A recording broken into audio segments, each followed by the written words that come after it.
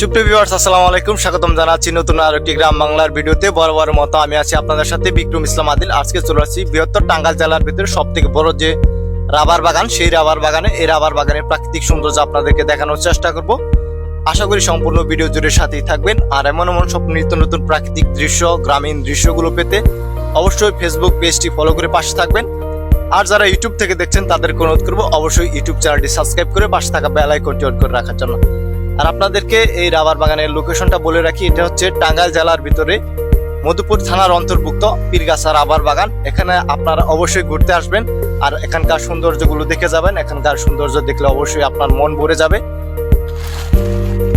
কত টাকা কেজি বিক্রি করেন?